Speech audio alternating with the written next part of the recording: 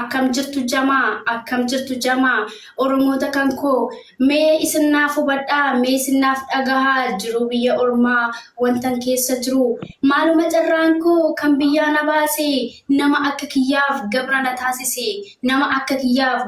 taasise qaama koo fixadhee qaama biraa baase qalbiin koo sir'atee raatuu na taasise Yaadaf aarin qofti sammuu kiyya raasee maaliyaa harmeetoo maalumaaf na deesse hojiin biyya ormaa honnee koo madeesse nan jiraadha jedhee biyyarraa baqadhee hiriyoota kan koos maatii koos dagadhee halkan qorra keessaa guyyaa dhakaa baadhee beelaf dheebuun jennee garaa koo hidhadhee Qaamni koos ciccitee uffata fixadhee yoon dhabee callii barre yoon argadhes nyaadhee bu'aaf ce'uu jiru waan meeqa mudadhee mee keessaa na baasi yaa rabbi si kadhee Gaafan biyyaa bahu jalqaba koo duraa biyya ormaa deemuuf ol kahee tirtiraa yoon hin jiru se'ee rakkoo fi gidiraan Bubbeef qorri aduun qaama koo cicciraa hiriyaas hin qabu kophaa kiyyan jira yaa gooftaa furmaanni harkuma kee jira firiin anaaf oolan hin jiru na bira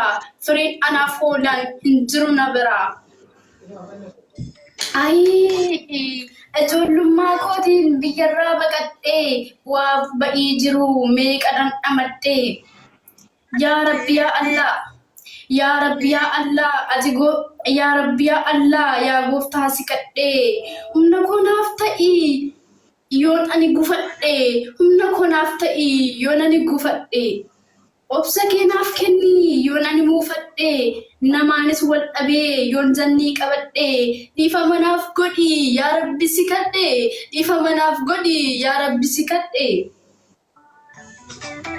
Wayi carraa jireenyaa wallaanan marfamne dukkana keessatti mana ijaarranne cubbuun haguugamne gara deemnu dhabne wal jibbaaf wal hamii aadaa taasifanne nan sobee Oromoo aadaan wal qoqqoonne karaa babbaafanne arrabaan wal miidhaa qaaman fagaanne daawwan keenya jiru dukkanaan badhaane jireenya addunyaaf jiru eertuu seenne walaloon kan koo kanumaan dhumaati iddoon dogongoree dhiifama guddaa isin gaafachaati iddoon sirreeffadhee anaan na jajjabeessaati ijoollee mana madaamii hunduma keenyaaf adaraa Oromoo koo sagalee nuuf ta'aati galatooma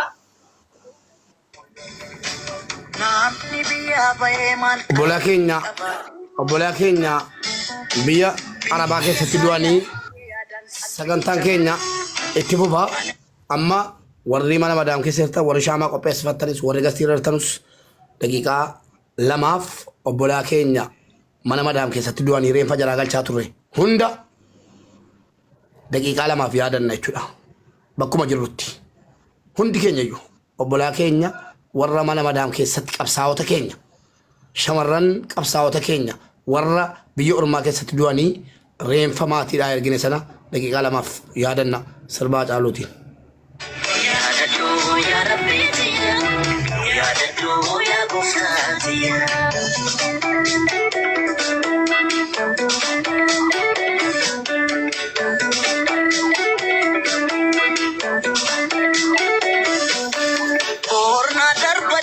Namniko gama biya baate jiru nabdu taate sabako rakko taate killen sibiyorma mako basirasa murteki hajar bibasa olilallan samita samini bagata Gadilallan dachita dachenni jabata Dache biyya ormaa isheen dhiyoo jirtu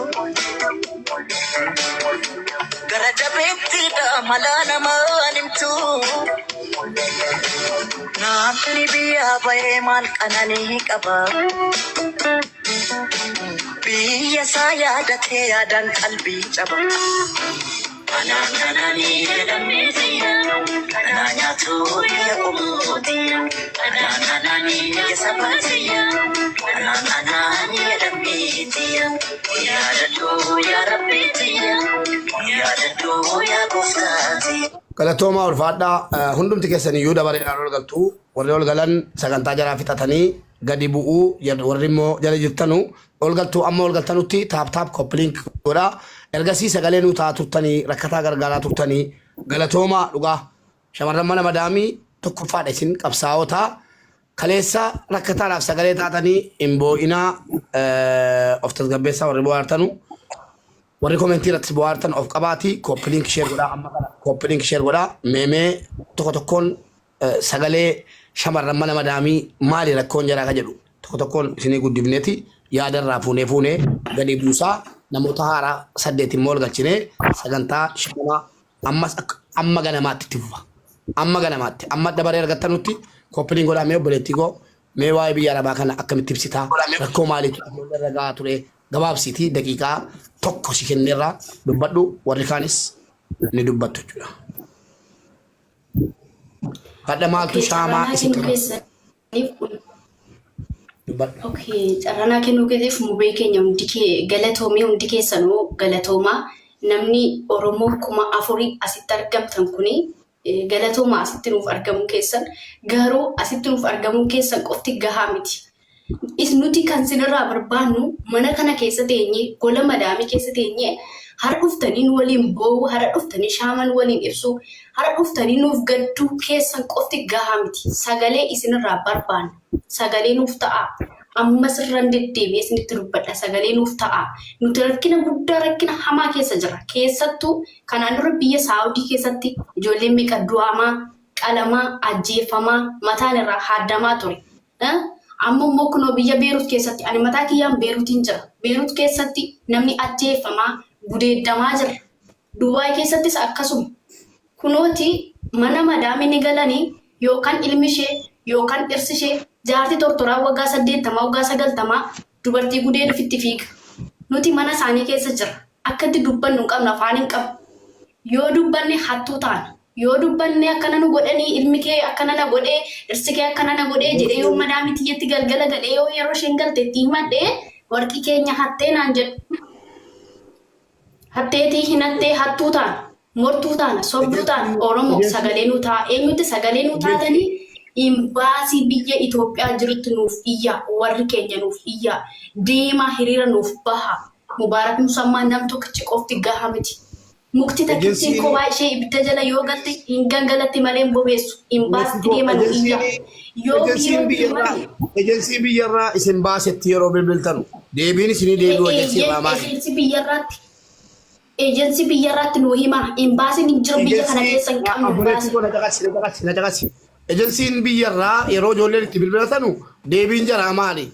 Ejensiin biyyaa isin baase furmaata isinii ka'aa jira? Jiru ani mataa kiyyaa yeroo 3 yeroo 4 dawwaleera. Gaafan dawwale biiroon mucaanani dallaaran achiin erge ani beeku biiroo achitti dawwaladhu naan jedhu. Biiroo asitti tokkaan dawwaladhe kinoo Itoophiyaa mannattaasa afaan Amaariffa dubbatti Amaariyaa tanaa gaarii nachi. Maallaan jetti quufteti silkiirra ooltaa bilbilarra ooltaa madaami fina jejamtu dirqama kee dhammoo gaalamaa kontiraata keessa jirtutti ragadamtee tumamtee hojjettaa. Tumaattiin dabaddabaa jedhuun danda'a gaafa imbaasitti bilbilan hojii dhiisteetii hojii diddeetii silkiirra ooltii waayifaarra ooltii waayifaan nasaadha. Nuti garuu agabuu keenya yoo guyyaatti yeroo takka nyaadhee jiraadha ani mataa kiyyaa.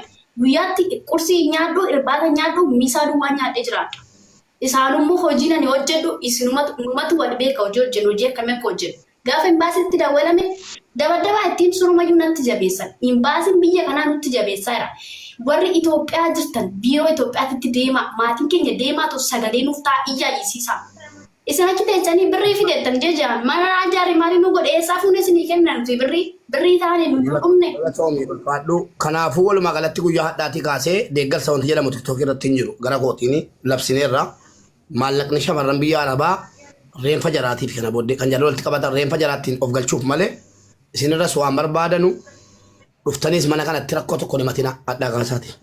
Dubbadhu obboleetti loomii dubbachuu si mijata. Ish. Mubeko carraa kan baganaa kennitaniif galatooma. Ani amma yaada kanarratti jechuudha. Mucayyoon warqee sanarratti ati viidiyoo hojjettee ani afaan Amaariffaatiin viidiyoo hojjedheen ture jechuudha. Sirratti maqaa na balleessee ture minaamin jetteennaan. Sanaaf yoo xinnaate karaa inboksii namoota baay'eedha jechuudha. Siiniyyuu ማለት nuyiyyuu kana siitiniyyuu qiimii si baana. Tokko bicha ulfaa'ee miti hunda keessatti ulfaa'ee galee kan jedhamu jira. Lammaffaa immoo obbolee gwaddanyaan koo tokko Saawudi Arabiyaa keessa jirti. Reebamtee yeroo darbe tokko viidiyoo irratti hojjedheen ture. Viidiyoo afaratti hojjedhu sanarratti biiroof dawwaleennaan hojii fuftee bakka ta'eef adabattee haa hojjettu. Kanaafiyyuu kontiraata ton xumuriin biyyatti galuun hin danda'amu jedhu.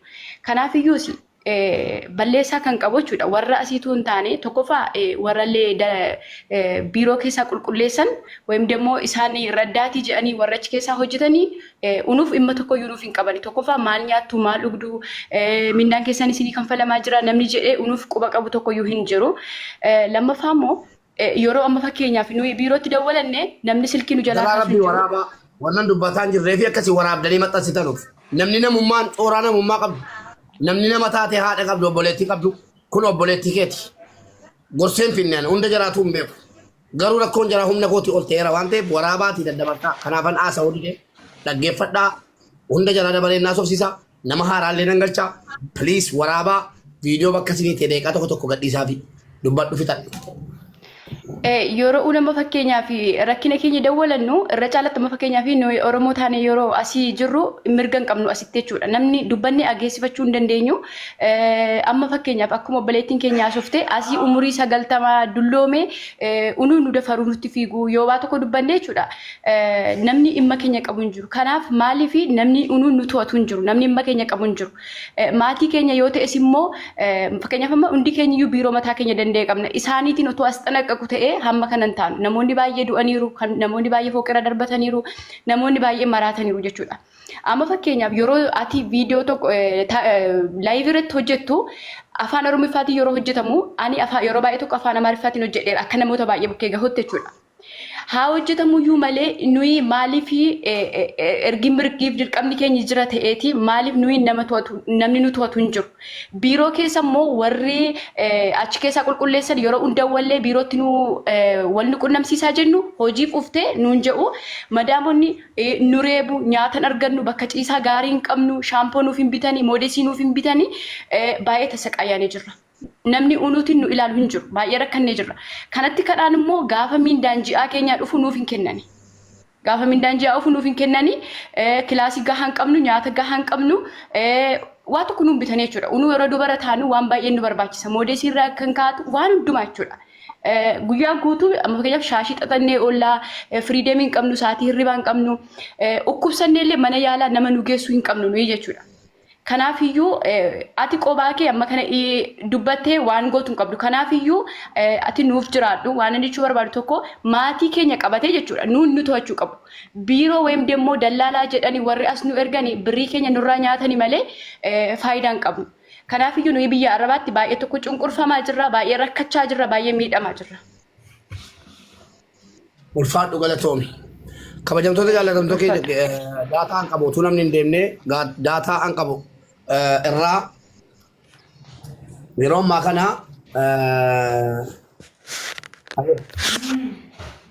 kana daataan waa'ee shamarranii qabu irraa waggaa 3 keessa shamarran 45 du'anii reeffa jedhaa gara biyya mi'uutii qabadha. Shamarran 45 ol kanan ofii kooti galchiise. Shamarran 45 ol du'aan galaniiru akka namaa hojjetachuu biyyaa baanii.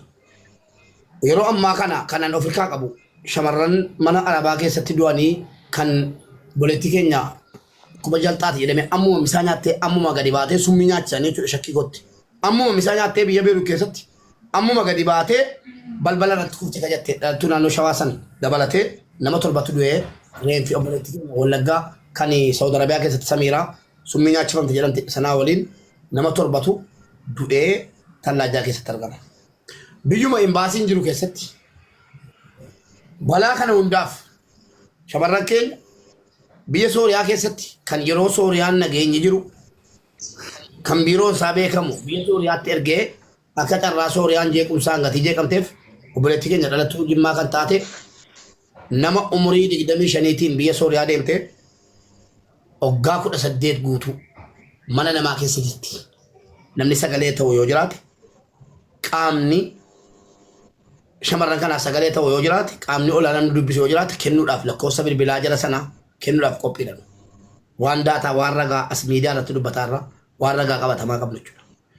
Obboleettii keenya dhalattuu Shawaa kan taate waggaa 14 Saudi Arabiyaa keessa madaamiin Situmaanii afaan Oromoo wallaaltee afaan Itoophiyaa guutuu wallaaltee Arabiffaa malee kan dubbachuu hin dandeenye biyya Saudi Arabiyaa keessatti kan imbaasii quba qabu kan communitytti himnee dubbicha dheengadareef qabachiifnee hordofaa jirru waggaa 14 maallaqa kafaltii tokko malee mana tokko keessa kan hojjetaa jirru kan bilbila madaamii sii qabnu kan lookeeshinii qabnu nama nurraa dubbatu nama sagalee jaraaf ta'u dhabuudhaan waggaa 14 Saudi keessa jirti. Obboleettiin keessa tokko immoo biyyuma an jiru kana keessa waggaa 4 guutuu maatii siitii osoo hin bilbiliin birrii tokko tuun ergin dheengaddareef erga nu gadi baanee sagalee taaneef maatii siitii bilbiluu eegalteerti maallaqa immoo maatii keetii galcheera jedhamtee jirti.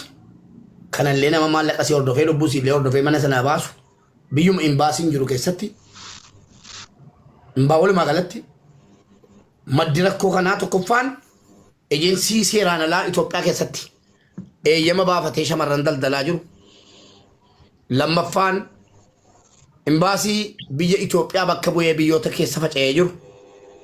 Rakkoo kana yeroo nurraa dhagaan ati eenyunni sumatu biyyaa baasee ati dallaala jedhanii nu dorsuu eegalanii jiru waan ta'eef aangoonni akka carraa yoo sagaleen kun simbira shamarran keenya kanaaf nu tola ooltummaadhaaf